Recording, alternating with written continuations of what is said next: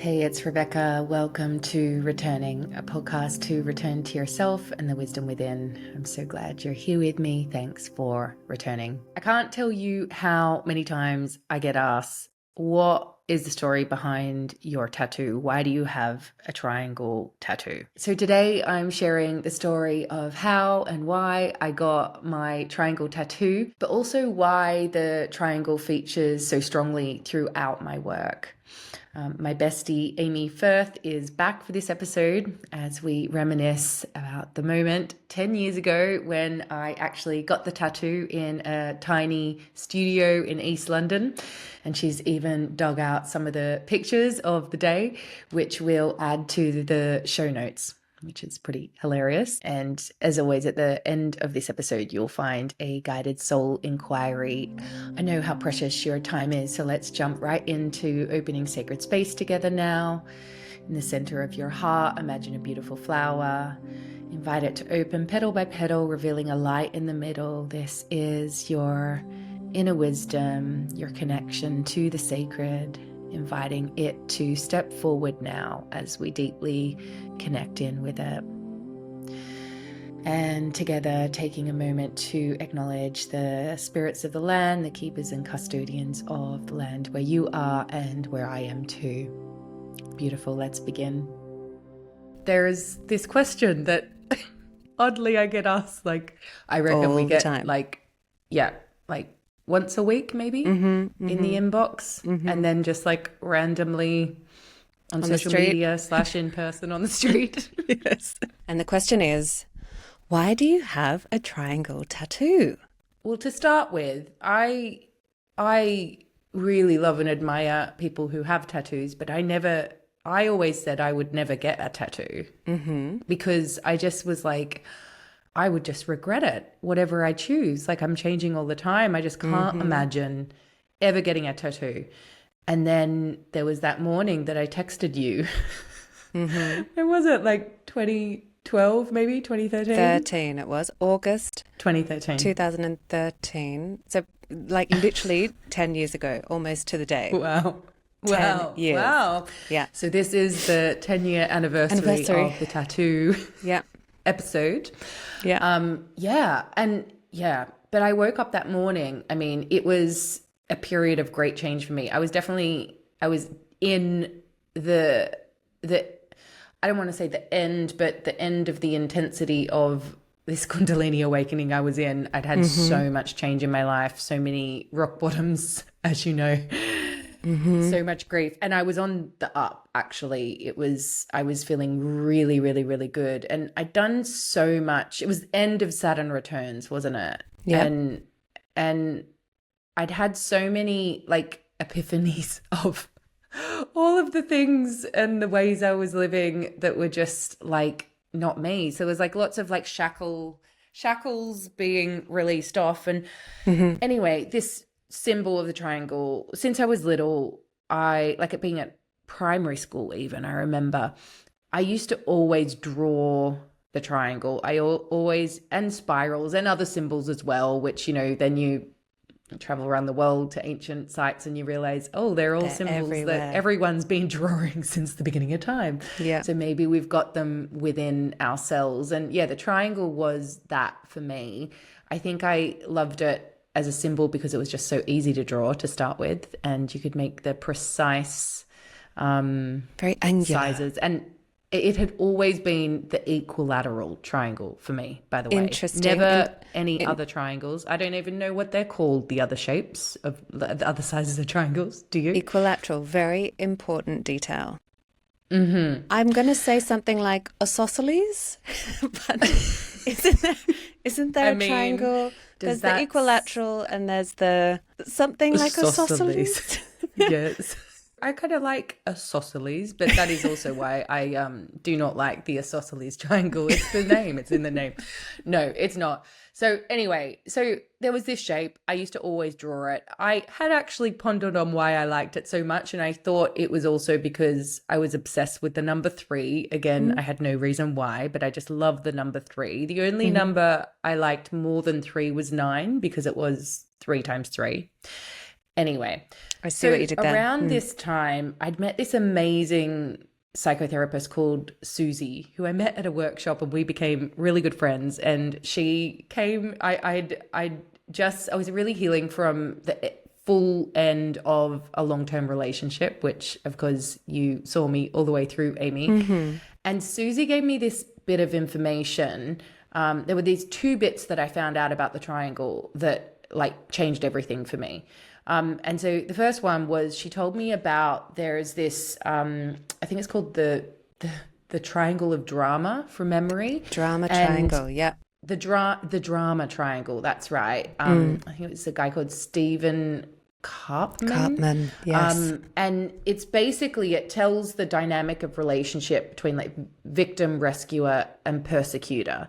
And so, yeah, if you are interested in it, Google it, the drama triangle. But that really changed so much for me. I didn't realize like the dynamic of relationship that I had been in, and discovering that was like, oh my God, it was all about like, you know, being responsible in relationship, doing my part of the work, but also consciously building healthier relationships moving forward. So that had happened. And then around the same time, I also learned about why the equilateral triangle is so amazing. And that is that, so equilateral triangle is basically where each of the sides are the same length as each other. So the three sides. And no matter how much pressure you put on any one of its sides or points or whatever, you cannot break it. It's like the strongest shape ever. And so the reason for this is because it draws its strength from within. I love that. Oh, I freaking loved that. And so that, again, like it felt like it related to the drama triangle findings that I discovered. But even more than that, it felt like it represented like trusting your intuition over external people or, you know, devices as your news feed. But also just like drawing your inner power, your inner strength. And so it was really those two things that were like, oh my God, it's all about the triangle. And I remember waking up that day going, I need to get a triangle tattoo. I need to put this on my body. I've got an Aries moon and I'm like, when I know something for sure, I'm like, now. And so I remember calling you and was like, I think I'm going to do it. Should I do it? Do you remember? Yes, babe. I do remember. And this is why I'm possibly your best and worst friend all at once, because I will always support you, even when it means finding a tattoo studio in East London. It was quite early in the morning, like it was first thing in the morning. Yeah. Like I don't think tattoo parlours usually open in the morning. No, they were not open when I called you. Yes.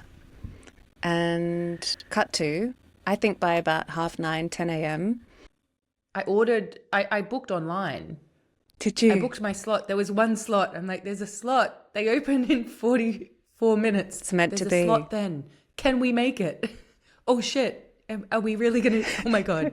Should I do it? Do I need to sleep on it? Like, I'm a Virgo. I really should have thought, like, at least just draw it on your body for 24 hours or something. I didn't even think about that. Because remember we arrived and the guy's like, cool, like, but can we just paint? No. Can we just isosceles, please? Can we paint a picture for the listeners on the tattoo artist? So I don't even remember him. Are you kidding? He's like exactly what you picture when you bring to mind a tattoo artist. Very, very muscly, wearing quite a slinky little singlet type vest, covered in tattoos, and very, very kind of like cool, grungy tattoo artist type tattoos. And yeah, he was very cool. I mean, very cool. Covered in tats. As hardcore as they come. We waltz in. Good morning, good sir. We would like a triangle tattoo about yay big on my inner left wrist, please. And bless him, I remember his energy being very gentle and like no judgment. but then he had to like create the stencil to then put on your wrist. So you had like that little pretend imprint, and you kept saying, no, like it's pointing the wrong direction. It's pointing at me. It can't be pointing at me. And I'm like, babe, it's got 3 points on it. Like it's got to point somewhere. And you're like, no, but it's pointing at me and it can't be. It's got to be pointing like down my arm. Ow, yeah. So then he kept like wiping it off and then putting the imprint on again. And you're like, no, it's still pointing at me. And I'm like, it's always going to be pointing at you a little bit, darling, because it's got 3 little pointy bits. But it's not pointing at me at all. Well, he obviously got it right solid then, base didn't he? is not pointing at me. So I definitely got that right. And then out comes the little bzzz. Oh, yeah. Buzzing needle. And because you were there, I just kept on laughing and trying really hard not to move, but I think I was moving quite a bit. And then I'm like, oh, God, what am I doing? Like you really can't move. Otherwise you will end up with an isosceles triangle. Exactly.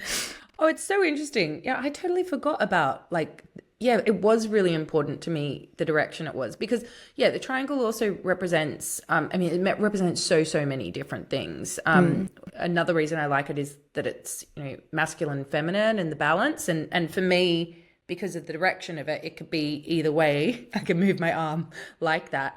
And I got the tattoo way before that's right. No, I found out about the tattoo parlour, and I think this is the reason why I just went for it, because my head of design at the time, because I was working in advertising still as a creative director, and my head of design, Lauren Edwards is her name.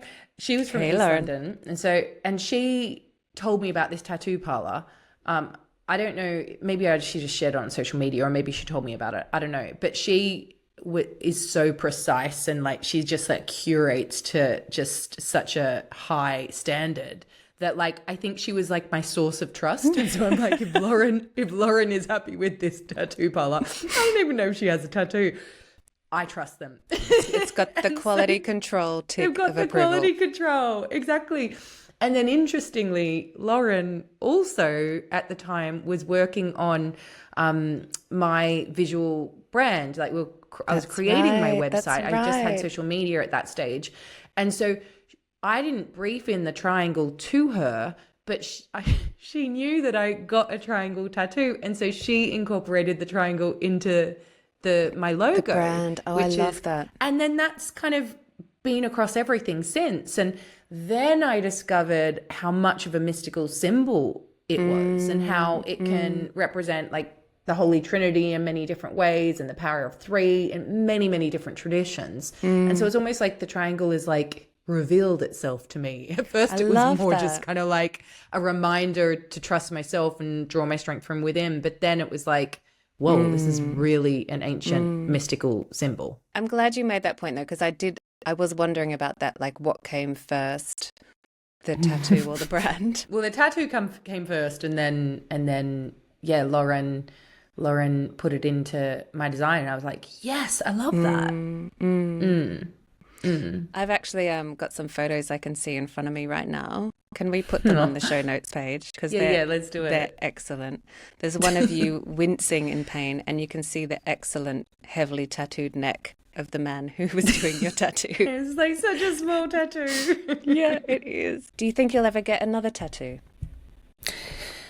I don't know. I have toyed about getting one on the side of my right wrist or on the side of my right finger. And I think it would definitely be like a mystical symbol again. And there's a couple that I'm kind of toying with. So for example, the symbol that I resonate with, but then I think people misunderstand quite a lot, is like the cross, horizontal and vertical. And so for me, it's not just like, Christianity. It's heaven and earth coming together at that center point. So it's a similar meaning to me than the triangle. The triangle's a little bit more like inner strength, and there's lots of mystical connotations to it around the 3.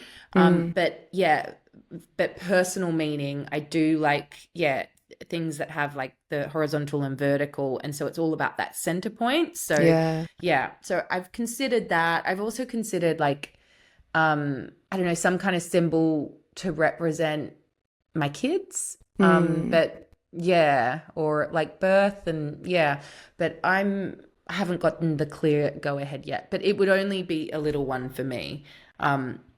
Not that I'm against big tattoos, just I just never been called that way. But like my friend Kyle, for example, he's just like forever and he keeps on getting his tattoos made into different things. It's amazing. Yeah, I can think of quite a few friends who also use their body as a canvas in really incredible ways. And even my friend Miffy, she's got these incredible number of tattoos, and she had one on her back recently and had to have like a skin cancer removed from her shoulder. And so they had to actually cut through one of her beautiful tattoos. And so now we're coming up with all these different ways of how we can have that like bit of skin repurposed and actually integrate the scar and the healing like into a new artwork. So yeah, that's so cool. It's so incredible the ways people can use it as an expression of their own evolution. I feel the same. I've never really trusted myself enough to commit that to my body, which I think is surprising, because everything else about me might indicate that I'm a bit of a tattoo person, you know? Yeah, that's like so I probably true. should have tattoos. But yeah, you definitely should. Like maybe I would think that you would have love work somewhere on your body. Yes, exactly. I think something like that. A bit of a mantra. Tell us about love works. Well, yeah, I think if there ever was sort of a mantra, it's very much connected to, my lineage and my ancestry and my own sense of purpose, and that's very connected to my nan. And I think something like that. But I also still think becoming a mum is the most permanent change there is. Yeah. And I think, having something, for my daughter or something to do with her, like that's like the most unchanging thing, I think, that I could that's so true. force or put on my body, knowing with my full heart that would never shift or change away from my identity, you know? So is there also a hidden meaning with your tattoo that is connected to Mount Sinai? When are you going to tell the people what happened on Mount Sinai? Oh my God.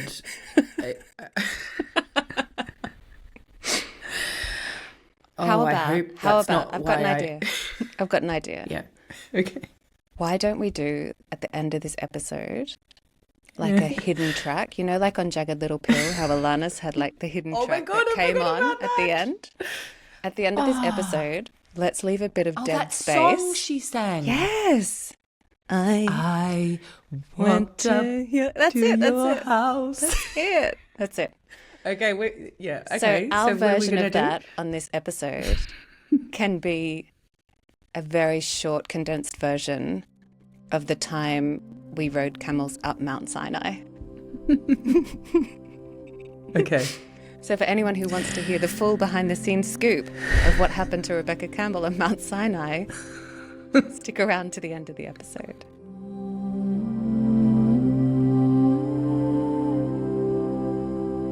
Soul Inquiry is a practice where we enter into a direct dialogue with our inner wise self. Today's Soul Inquiry prompt is, if you were to get a tattoo, what would you get? Or if you already do have a tattoo or several, what does yours mean or symbolize most to you? Let's share a deep breath together as we close this sacred space that we've stepped into.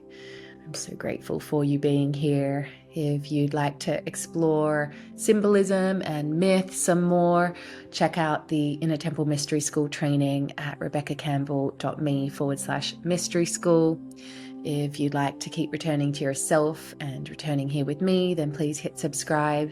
If you love this podcast, leaving a review or a 5-star rating really helps others to find it too. And for more information about the podcast or to see the pictures from today's episode of me getting my tattoo 10 years ago, head over to rebeccacampbell.me/podcast. Thanks for returning.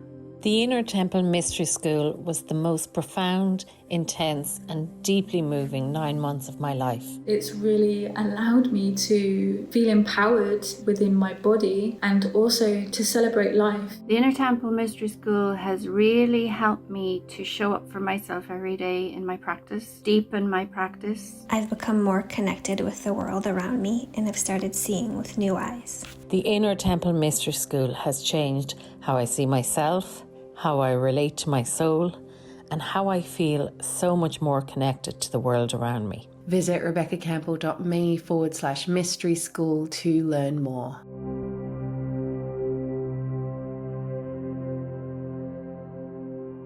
Okay, so welcome to our hidden track. Thank you for sticking around.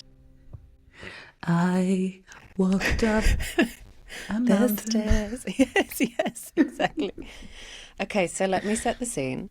It's 2010.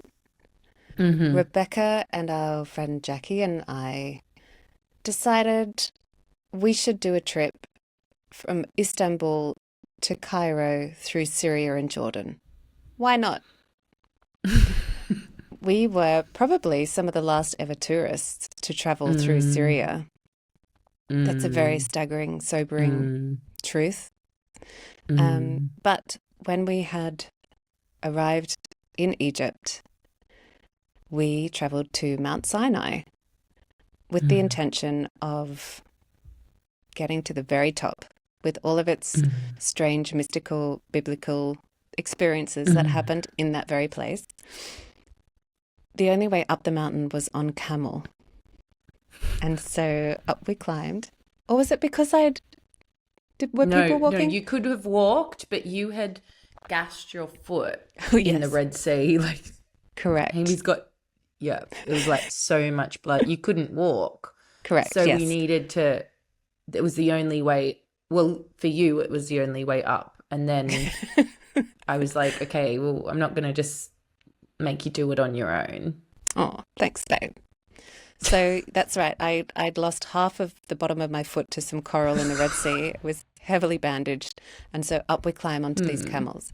Jackie was on her camel, which in a past life must have been a racehorse or something, because Total she stallion. Just galloped away up the mountain by herself on her camel. And then there was my camel, which was quite normal sized, but I remember did have quite a serious goiter hanging off its neck. But worked fine. Off we go. And then there was your camel, who was probably on the more petite side. But the thing we didn't know about camels was you don't actually sort of get stirrups for your feet like you would if you're riding a horse. You just kind of plonked onto the saddle between the humps, but with no real way to kind of hold yourself up. And we also didn't know that we wouldn't really be guided up the mountain. We're just sort of trusting that the camels know the way up the mountain. And they do. And there's only one track, but it's very windy. And then you're you kind of go up and then there's a sheer drop. And then you have to turn 180 degrees back up the hill. Correct. But it's all very 20 meters. Loose gravel, rocky, sheer stones drops everywhere. Winding path up Mount Sinai. So Jackie's galloped away on her camel. Can see this. I have a memory of seeing the silhouette of her arriving at the peak of the mountain while you and I were definitely and she starting. Was isn't this amazing? Yeah, woohoo! And then your camel was ahead of me. My goiter camel was very slow, but I remember coming around a bend, and your camel had just sat down. Just decided to have a little sit down. Now, if anyone's not familiar with how camels do sit down and stand up, I mean, it's quite clunky. And as someone on a camel, it's also quite dangerous because you're kind of really being swung about. What I kind of felt was happening, it felt like there was some kind of like soul karma or like soul pattern or something to do with it, the journey of our soul. Wow. It was like we were repenting or just like, I don't know. Jackie was just like, woohoo, life is great. And we were like, oh my God. Oh my God. It's so true. But the thing was, Mike, I saw as I turned this corner that your camel had sat down, but my camel is sort of still slowly walking past you. I don't know how to make my camel stop. I don't know how to make my camel sit down to help you. So I'm just sort of calling out to you as I'm like slowly waddling past you, being like, what are you doing? And you're like, it just sat down. And a big hat on. And then we were both trying to... I had the kid seat too. Saddle, so like, yes. I've got wide hips and so I didn't even fit on it. And then my camel's like sitting down every, 30 meters. And so I'm just like, thinking I'm going to fall off the side of the mountain. And then on top of that, and I still don't really get how this happened. And this is why I'm just like, oh my God, what was happening to my body and my soul at that moment? But like, and maybe it was just because of the saddle, but my hips, like my glutes, went into proper cramp the whole time. And so I'm trying to like pull my leg up to try and stretch it out. You were and I'm in literally agony. I was in agony. You were in agony. And it was going so slow. And you could not get off. Yeah.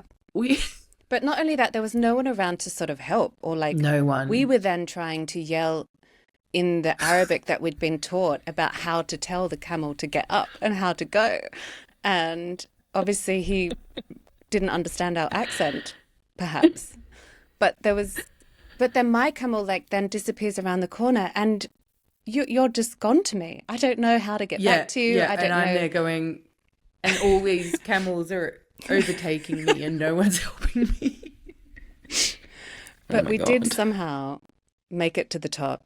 And this is, but it took like 4 hours. I felt like it took hours.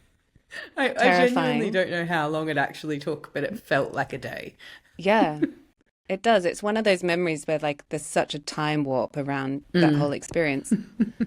I guess all we do know then is once we did get to the top, you and I were like, there is no way in hell. Well, there was the final bit that we really wanted to do, which is go right to the peak. Up to the very peak, yes. And it wasn't that far, but we were just like, we couldn't. Get me out of here. Yeah. Well, you had your cramping bum cheeks and I had my coral gouged foot. And we were like, we are in no way to climb that final peak to the summit. But there is also no way I'm getting back on a camel down this mountain. So let's get the hell off this mountain by ourselves. So you and I set off. Oh, my God. Into the darkening twilight down Mount Sinai on our own. But we didn't realise it was darkening twilight, I don't think, at that time. It did get dark very quickly, to be honest. Yeah. Like, I thought we were like, because we were going so slow on the camels, we were just like, and it's true, it would be quicker walking. And so we went to walk and it was just like following the trail, so it thought. And then it turned into some kind of cosmic very maze. Irresponsible of us. It was. I don't know how that happened though, because it seemed so straightforward on the way up.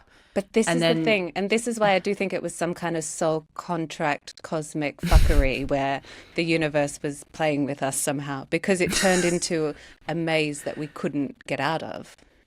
Yeah. I remember we kept trying to like follow the camel poo, because then we were like, this is a sign that they've been up. But then there must be like all these different paths and ways to get down Mount Sinai. And it was one of those things in the far, far distance, we could sort of see the lights of the base camp. But then no matter which way we took, we couldn't get any closer and it was getting darker. We had this tiny, tiny little penlight torch that was flickering. It was our phone torch. We wouldn't even had a phone. It was not a torch. No, it was just our phone, like a Nokia or something with the green glow. So we could stop and play Snake occasionally. But we didn't have an actual torchlight. But I remember it was running out of battery too. And then but then we were like, maybe it did run out of battery or something, and then we were just like increasing, and then you were getting increasingly like you were bleeding from your foot. Correct. And every time we're slipping pain. on so all you this. were like, I'm like helping you down the mountain. Like, Correct. Like we started like, we're trying to like, maybe you got worried first, or I don't know, but like, so we're just like, it's gonna be okay. We'll get there. We'll and find then our way. Increasingly, we started getting more and more scared. Yeah. And then remember, all of a sudden, when we were like definitely very, Lost. very concerned for our well-being, and whether we'd actually get off the mountain at all, because it was pitch black by that stage. Then there were those German tourists who had like a full massive like flashlight, and so we just followed them. That's but it. Then we followed them all the way down. We weren't actually far from the base of the mountain at that stage, but then when we followed them and we landed, like I don't know how, but like the rest of the group who had gone on up for an extra hour, like were basically getting down the mountain at the very same time. We're like, oh my God. That's what I mean. Like the whole thing must have just been a total time warp trip. You know, there was some other kind of Kairos time happening in that experience. But then we did somehow all aligned and then just carried on our merry way off to Cairo. Yeah, and we were just like, I remember Jackie just being like, hi guys, oh, how great was that? And Wasn't that so beautiful? You have no idea what we've been through. Yes, so true. And you have like this blood trail behind. Yes, my shoe was soaked because every time I kept slipping on the stones, it was just like bursting revolting. Oh my God, horrific. Wild. And remember when you did hurt your foot, we're in where, I can't remember the town, but it was on the Red Sea, and you were in so much pain, and there was a nurse on. Was it Helen who was a nurse? No, it was another Kiwi lady. Yeah. Oh yeah, the Kiwi woman was a nurse, and she went to like give you stitches or something. No, she was trying to pluck the bits of coral razors out of my foot, and then was trying to sterilize it with whiskey. And then was trying to... And I was giving you shots of whiskey because you were in so much pain. Exactly. It was a war zone. At 9 a.m. in the morning. Correct. Look, that whole trip was... There was a time. Life-changing. It was a time. But I like to think... we all went through something. Yes, it's true. Jackie fell down the amphitheater. Correct. In Turkey. Yes. That began the trip. I mean, we could do a whole podcast. And then I got really sick. I got really sick in Cappadocia, which is one of the most incredible places I've ever visited. Like, I remember arriving on the bus that morning and opening my eyes after being asleep and being like, wow. What? Like, seeing those stones, I was like, oh, I know this place. Wow. And I hadn't seen pictures of it in advance. Like, I didn't have it on my list, but I was like, oh my goodness. I remember even like meeting that healer woman in her cave home. Oh yes. I went there for like, that was definitely a soul contract place. Wow. Yeah. Wow. And I've since found out incredible things about it, which is a whole other podcast other episode. Yeah. Sadly, one of my key memories from Cappadocia was when we went quad biking through the pumpkin fields and they didn't have a helmet big enough to fit my head. Story of my life. Look, so we came away from that trip with inner scars and outer scars, didn't we? And again, Jackie was just on her quad bike ahead, just going, well, actually, woo-hoo! To be fair, you and Jackie did look like something straight out of Charlie's Angels in your like gorgeous normal-sized head helmets on your quad bikes through the Cappadocia rock formations. And then here comes big old me in my big honking red helmet. At least it was red. Yeah, it's true. Look, maybe I do still have a massive scar on the bottom of my foot, which is very unusual because that skin regenerates so quickly. So I can think of that as my tattoo from the Red Sea. Your Red Sea tattoo. My Red Sea tattoo, yeah. So that's our secret Went story. to your house, walked up the stairs. Okay, love you, bye. Bye.